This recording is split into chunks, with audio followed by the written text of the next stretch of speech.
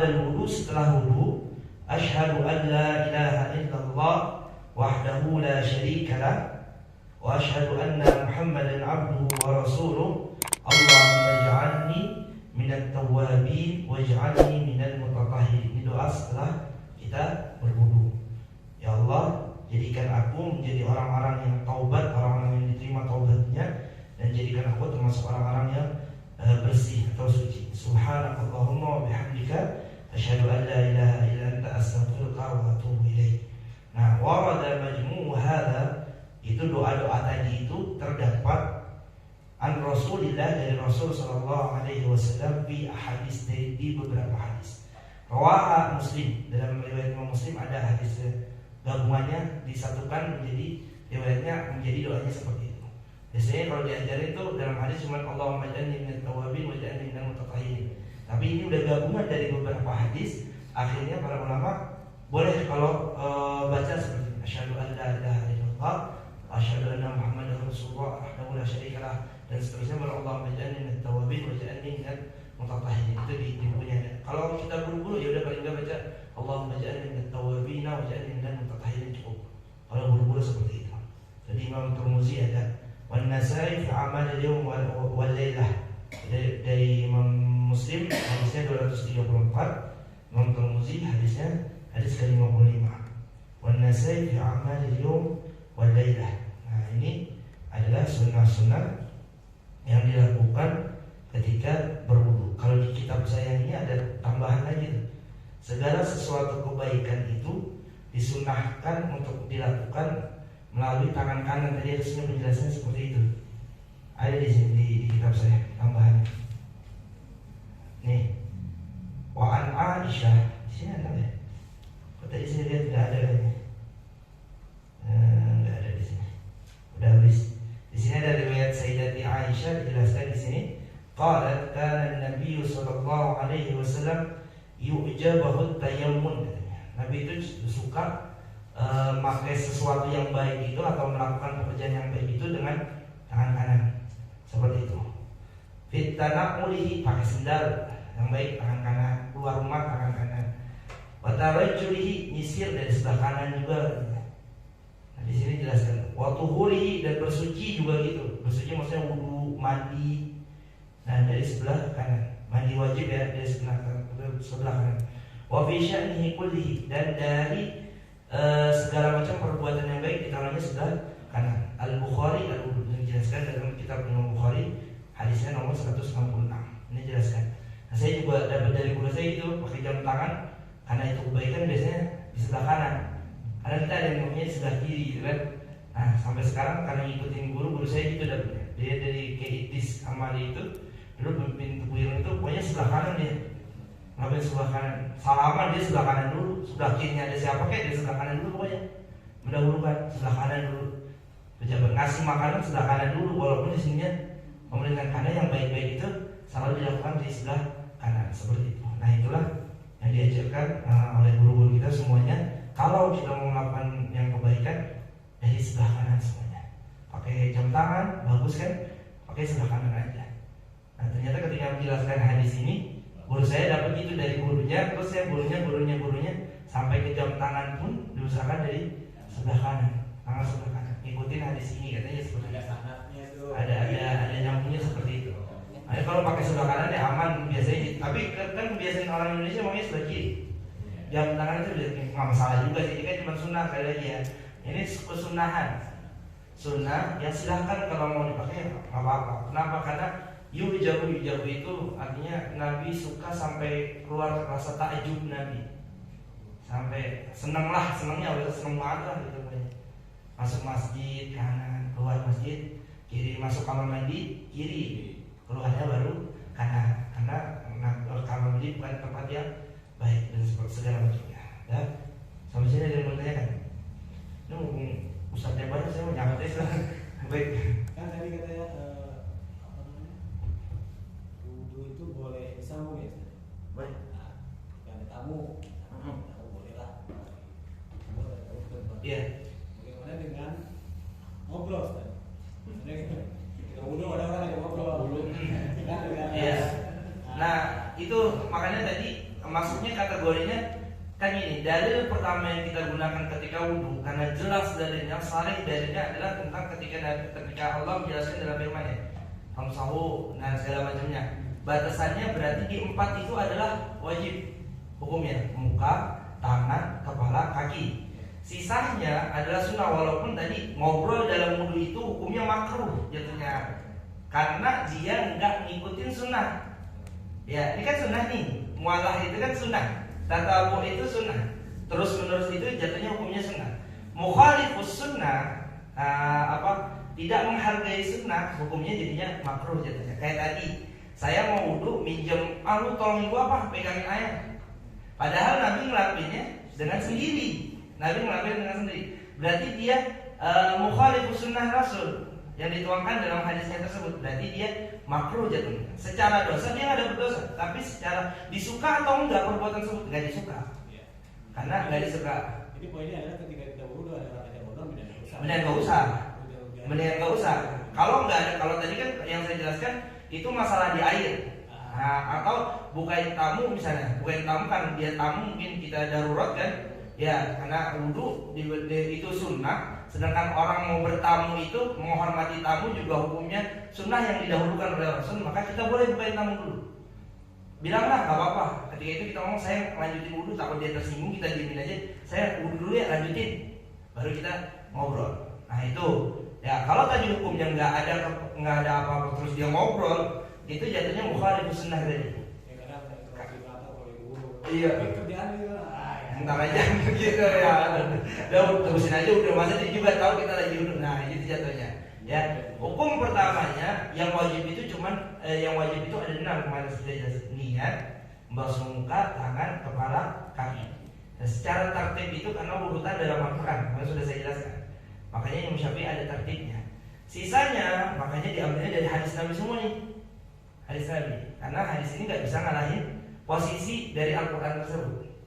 Nah salah satunya tadi tuh berbicara ketika wudhu itu hukumnya makruh karena mukhalif ini, makanya ada mualah itu terus menerus, jangan sampai terputus oleh apapun. Berarti dia bisa ulang dari awal? Enggak, lanjutin. Tetap lanjutin aja. Cuman kita nggak dapat sunnah yang ini, kita nggak dapat mualahnya. Kita makruh jadinya hukumnya tersebut. Kita lanjutin, jangan diulang dari awal. Ya. Kayak tadi wudhu saya itu, saya tiba-tiba nggak tahu udah wudhu lagi mau sempurna wudhu, air habis di depan, masih ada air kali, sisa air, baru sampai tangan dong, udah minjem ke tangan, baru sama juga habis, itu nggak masalah.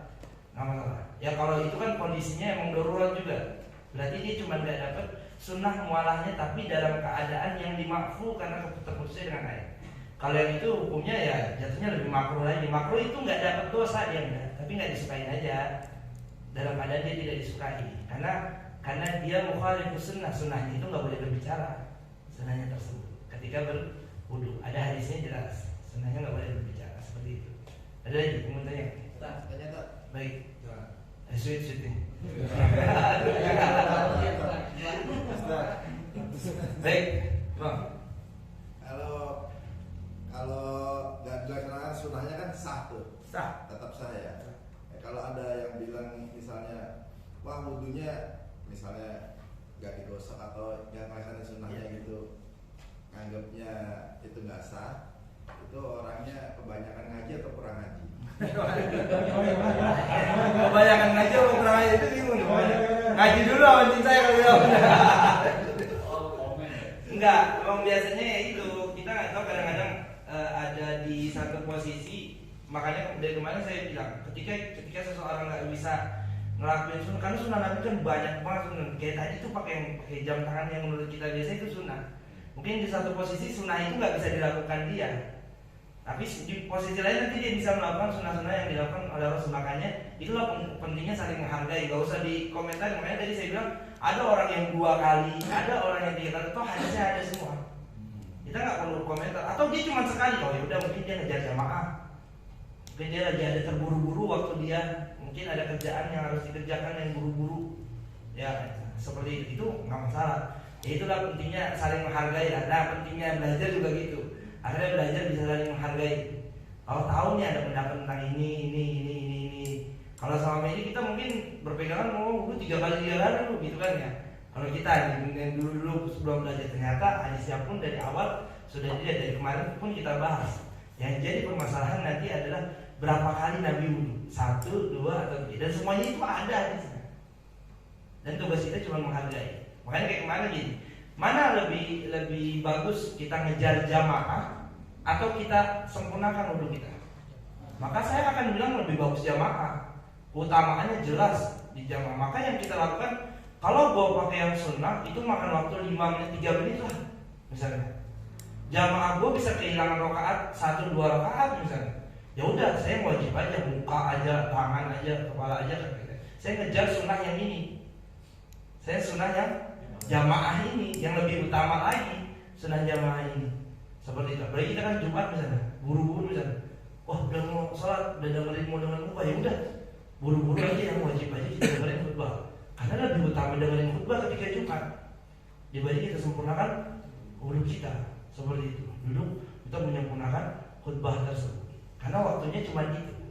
Jadi ada sunnah yang waktunya terbatas, ada sunnah yang waktunya panjang. Ada sunnah yang waktunya panjang. Kayak gini. Kemarin tuh masalah Idul Kurban. Mana yang lebih dahulu? Akikah dulu apa kurban dulu? Para ulama sepakat itu yang paling afdal kurban dulu walaupun dia belum akikah. Kenapa? Karena waktu dia terbatas. Waktunya cuma 4 hari. Kayak tadi khutbah dulu apa sempurnain wudhu dulu? Jumat khutbah dulu, karena khutbah itu waktunya terbatas, cuma beberapa menit kita dengar khutbah. Seperti itu. Maka yang diambil yang itu, jamaah dulu apa wudhu? Sempurnakan wudhu kita dulu. Maka jamaah dulu, waktunya terbatas. Kesunahan yang ada dalam jamaah, waktunya terbatas. Wudhu misalnya kita nanti memperbaharui wudhu habis sholat kita udah baru buat sempurnain wudhu. Kalau kita biasanya jaga wudhu kita gitu, kan masih bisa kita lakukan setelah kita sholat jamaah. Tapi kalau jamaah kadang bisa hilang begitu aja. Padahal itu lebih utama. Makanya ada sunnah yang waktunya terbatas yang harus didahului. Kalau wudhu itu tertib ya. Kalau yang lain tertib. Karena dari muka 3 kali. Kalau kepala kan Iya. sekali itu sah. Sah aja. Kayak tadi dia bilang dari muka ke tangan, kepala kan itu sunnah. Yang wajibnya saya bilang ya, saya ulang-ulang, yang wajib itu ada 6. Nah, yang pertama niat. Niat itu sudah wajib. Kenapa niat wajib jatuhnya? Karena untuk membedakan antara adat sama ibadah. Kebiasaan kita ya basuh tangan kan udah kebiasaan, cuci muka udah kebiasaan kita. Gimana cara bedanya kita dengan niat? Saya niat wudhu. Nah, itu pertama. Yang kedua membasuh muka. Sekali itu wajib. 2-3-nya tadi bagian dari yang sunnah. Maksudnya kan sunnah seperti yang dilakukan oleh Rasulullah. 2-3 kali itu sunnah gitu. Nah, itu yang wajibnya adalah sekali. Makanya sekali itulah yang sempurna kita lakukan. Yang kemarin saya jelasin sampai kalau ada tai mata dihilangin dulu, bukan perlu. Karena untuk sempurna ya wajibnya. 2-3-nya untuk menutupi takut-takut di wajib itu kita kurang. Akhirnya kalau kita mau sekali ya udah sempurnakan dengan baik. Yang penting dia sudah sempurna. Habis itu ke tangan. Tangan sampai siku yang wajib, itu pun sekali yang wajibnya. 2-3-nya ngikuti sunnah. Karena di ayat Qur'annya dijelaskan cuma sekali. Mamsahu biru'usikum kan, dengan kepala kalian itu sekali doang dijelaskan, nggak ada marratain atau salah samarat, nggak ada dalam Al-Quran. Tapi sekali. Kepala sekali. Kepala juga nggak semuanya kan, kemarin saya jelasin. Kita udah sisiran lampu rapi-rapi, basuh gini doang cukup. Yang penting sebagian dari kepala, karena ayatnya kemarin udah saya jelasin. Ketika basuh tentang kepala, Allah pakai bahasanya famsahu biru'usikum. Famsahu itu cuma diusap doang bahasanya. Makanya hadisnya juga ada ketika Nabi wudhu cuma begini doang nih kepalanya, sisanya ngusap bagian imamahnya dia. Kemarin udah saya jelasin juga ada di situ di hadisnya. Gitu. Berarti yang wajib itu cuma sebagian dari kepala. Habis itu kaki sampai mata kaki. Habis itu tertib. Tertib berarti berurutan sesuai dengan ayat firman Allah tersebut. Dari mulai muka, tangan, kepala, kaki. Nah itu 6 yang wajib. Sunnahnya mana? Sunnahnya 10 dari kita bahas. Ya, baca bismillah, cuci tangan sebelum wudhu, istinsak sama madmadah, kuping kita, ya. Tadi tahlil di ra's itu yang diajarkan oleh Rasul itu sunnah. Yang tadi ini dari muqaddam ar-ra'si begini. Nah, ini sunnah nih. Habis itu kuping, ya kan? Sela-sela, di sela-sela itu bagian dari sunnah. Bahkan ada lagi hadis yang dilebihkan kalau wudhu kan. Jadi asar. Itu juga bagian dari sunnah. Banyak sebenarnya kalau mau digabungin kata orang dan begitu. Cuman kemungkinannya akan panjang seperti itu. Ya, sama tadi yang terakhir adalah mualah tadi, nyambung wudu kita. Nggak boleh nyambung, itu maksudnya antara satu anggota tartib tadi itu nggak boleh terputus oleh apapun. Itu sunnahnya. Berarti kalau terputus oleh omongan, jadinya nggak ikutin sunnah. Makanya saya tadi bilang pengertian itu kalau mukhalafus sunnah jatuhnya makruh.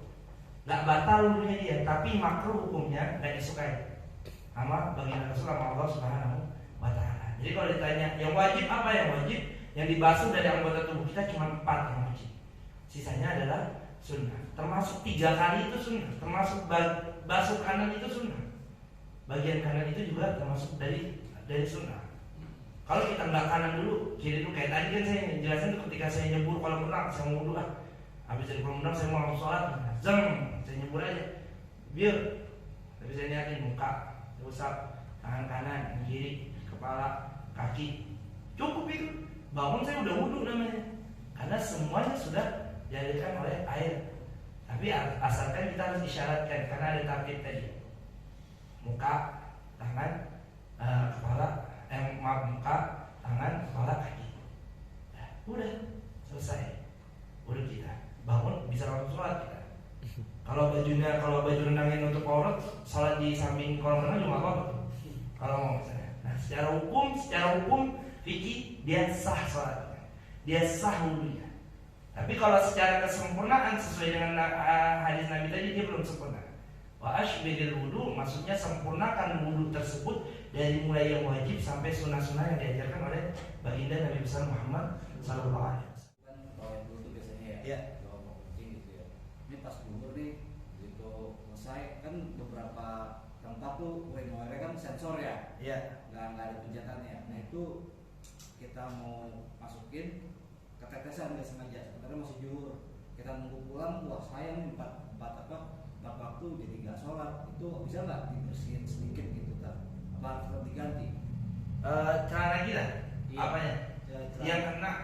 Yang kena urin celana. Kalau celana, karena nanti kita masuk di bagian salah satu yang harus suci bagian kita. Bagian ya kalau mau ya disiram aja, siram celana kitanya disiram. Biasanya gini, nggak apa-apa disiram air, tapi jangan nyiramnya ke dalam bagian yang ada najisnya, kita keluarin dulu dikit, kita semprot, jadi dialirin ke bawah. Jadi dia nggak nyebar lagi airnya ke bagian. Kalau nggak kita buka celana kita, nah bagian yang kena najis tadi itu di ujungnya aja, tapi ngalirinnya dari yang nggak kena najis sampai ke segini. Jadi kalau kenanya di sini, karena kan di ujung celana di sini nih, kita buka celana, kita angkat celana kita taruh sini, kan nggak najis nih. Ini doang yang najis. Yang najis ini kita alirin, kita alirin, jadi udah cukup. Tapi dari sebelah sini, kalau dari sebelah sini, ini semua jadinya najis lagi. Ya, karena nanti kita belajar cara mensucikan najis itu yang benar adalah dialirkan airnya. Najisnya najis mutawassit itu harus dialirkan begitu. Jadi cukup dialirkan. Nanti kita belajar juga istinja. Kalau nggak salah minggu depan istinja itu menggunakan tisu, boleh menggunakan tisu. Misalnya kalau di mall-mall sekarang udah jarang pakai air kan. Tapi syarat kita siapin dulu tisunya, 3 tisu itu kita siapin. Nanti syaratnya dia nggak boleh beleberan kalau mau pakai tisu. Nggak boleh. Tadi kasyapa ini kan di ujung kita nih, ujung kalau kencingnya. Ini harus hati-hati banget, jangan sampai ada tetesan air ke batangnya. Kalau udah ke batangnya itu udah harus pakai air. Termasuk yang beleberan. Kalau mau pakai tisu nih, kalau mau pakai tisu ya kita megangnya hati-hati biar dia itu jatuhnya cuma ke bagian hasyafah dia, baru boleh pakai tisu tuh. Kalau beleberan udah nggak boleh pakai tisu. Kita elap ini kan, ininya udah najis. Tapi kalau bagian keluarnya air dan bagian yang helm bahasa gitu ya, bagian kepalanya itu masih diperbolehkan, masih dimaafkan sama para ulama.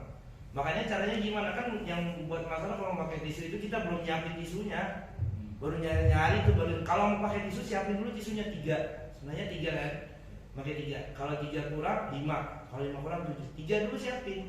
Tisunya di bulet, dibuntel dulu gitu, disiapin biar dia nyerap airnya.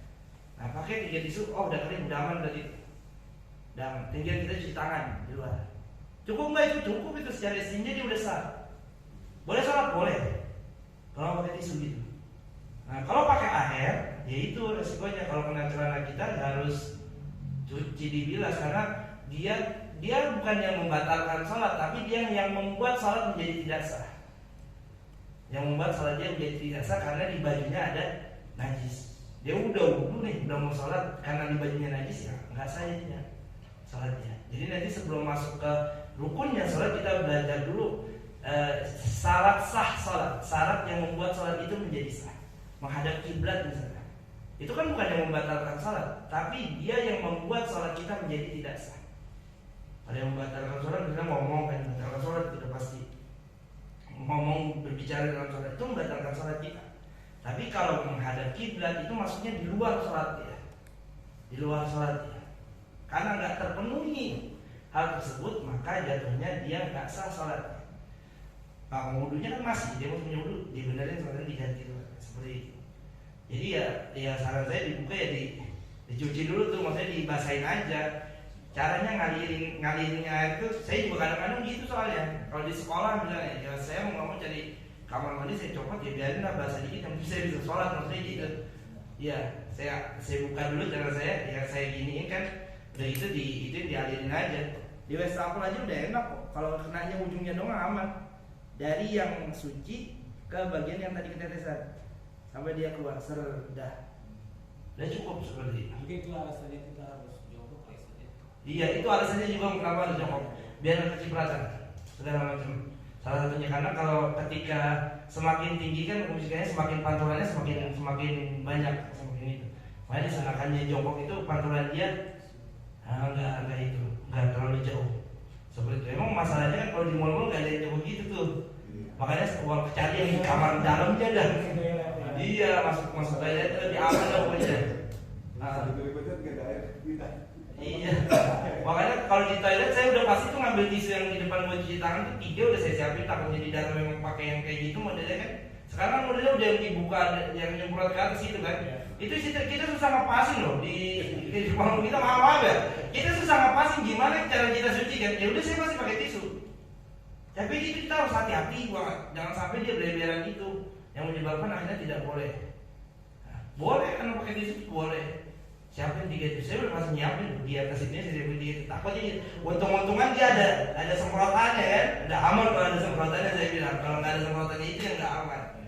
Ya, ada semprotannya. Lalu dari para ulama dikembangkan lah, karena tisu kalau secara dirapetin atau dibuntel dia bisa nyerap juga, maka tisu juga termasuk. Nah, asalnya batu yang bisa menyerap. Kalau daun yang masih kalis kan nggak bisa nyerap air ya. Ya kan ada daun tuh kayak daun pisang, kalau kejatuhan air dia nggak nyerap kan, jalan ngalir. Nah itu nggak bisa dipakai. Daun sente kan daun aja. Makanya pakai nukut. Kalau batu cukup 1, yang penting punya 3 sisi.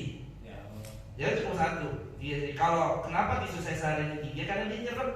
Tapi nyerap ke bagian belakangnya udah nggak bisa tuh. Nyerap ke bagian belakang dia nggak bisa kita gunakan jadi 3 kali. Makanya kalau mau pakai tisu siapin dulu aja 3 tisu, baru buat ngelap gitu. Karena saatnya di Sebenarnya boleh. Di sebenarnya nggak boleh karena dia cair kan. Cair, najis ketemu cair akan jadi najis. Najis. Karena kan tadi tuh saya ngepel ini najis nih. Saya ngepelnya di sini pakai pelan basah diputer. Najis semuanya. Ya, najis jadinya. Karena dia nggak berjalan, nggak mengalir. Sedangkan kalau najis mutawasit itu harus dialirkan dia. Makanya kalau di rumah, kalau pakai sendal dalam rumah itu nggak masalah juga kalau buat sholat kita. Kalau saya masih punya anak kecil yang dia muntah, yang dia ngompol segala macam, saya pasti pakai sendal. Sampai di rumah itu di dalam itu kayak ada sendal buat dalam sampai sejadah saya. Karena anak ngompol saya itu kan susah kalau di kamar kita alirin aja betul. Dan kita yang gampang pakai sendal udah. Sendal dalam rumah buat sholat doang lebih gampang, lebih mudah. Karena kita tahu kondisi rumah kita. Tapi kalau di rumah orang ya jangan ada yang ngompol di sini nggak. Kalau nggak tahu kalau kita tamu atau apa ya nggak usah sosok gitu maksudnya. Karena kita tahu, kalau saya tahu kondisi rumah saya yang itu bekas jatuhan najis gitu kan masalahnya. Kalau saya lagi bertamu di rumah cincin saya misalnya, ya udah kita sholat aja, jalan aja, biasa aja. Ya kan selagi kita tidak tahu itu dimaafkan jadinya, dimaafkan seperti itu, aman jadinya. Nah, seperti itu. Nah itulah yang diajarkan seperti itu jadinya. Kalau gimana gini ya tetap sholat ya wajib, biar kewajiban kita. Ya kalau nggak siapin sarung lah paling nggak di tasnya buat sholat kan. Makanya bagus ada yang sholat di Jakarta itu salah satunya gitu. Karena saya ngerasain juga yang kayak gitu ngerasain. Aduh gimana nih gue sholat di bingung kan. Namun gimana alasan kita nggak masuk akal. Gara-gara apa? Gara-gara muterin mall misalnya kita nggak sholat. Kan nggak masuk akal. Gara-gara kerja padahal sholat cuma 3-5 menit, 10 menit doang paling lama gitu kan. Alasannya nggak masuk akal. Gara-gara kerja misalnya gitu kan. Nggak masuk akal. Orang bisa kita izin ke kamar mandi 5 menit kita sholat udah selesai gitu kan istilahnya. Itulah yang kenapa harus dibeda-bedain banget. Karena nanti katanya yang paling bangga seorang hamba ketika nanti di hadapan Allah ketika dia lagi sujud. Ketika lagi sujud, makanya sholat gimana pun keadaannya tetap diwajibkan kan. Lagi sakit pun pakai isyarat ya.